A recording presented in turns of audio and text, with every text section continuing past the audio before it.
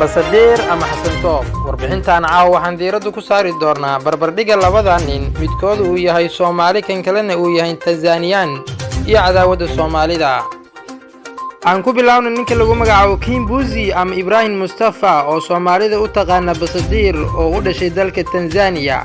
waxaana majaajileystay sidaas uu caan uga ahayn gudaha dalkiisa laakiin uu caan ka yahay geeyga Soomaalida xasan toob waa wiil caan ka ah dalkiisa kana qosliya kumanaan qof oo ku xiran shabakada social media uu ku leeyahay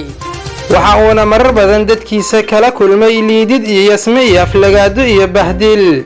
isbarbardhig labada nin waa xasan toob iyo basadeer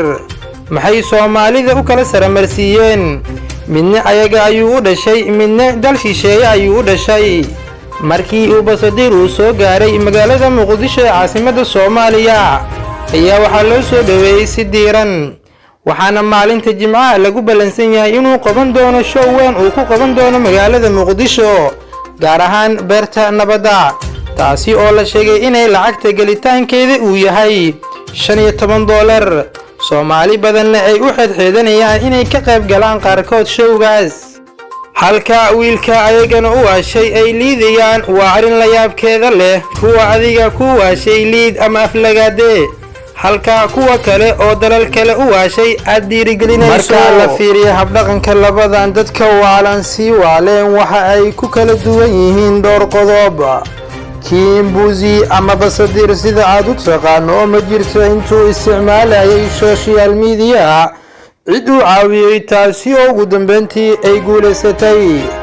xasan mustafa xasan toob waxa uu fursado badan siiyay dad maanta social media ku leh saameyn xooggan iyo caawinaadda dadka danyarta basadeer iyo xasan toob waa laba nin ay saasay ku kala duwan yihiin dadka Soomaalida waa dad alle uusan tusin waxa ay haystaan una hanqaltaago meelo kale tusaale maxay tahay sababta keentay inuu bixiyo $15 laguna bixiyo showga basadeer uu ku qabanayo Muqdisho marka la arko xasan toob loo liidayo waa aragti dadka qaar ay ka yaabisay marka laga yimaado xasan toob dadka loo u dhigmo oo basadeer ayaa jooga magaalada Muqdisho iyo magaalooyinka kale ee waaweyn ee gobolada dalka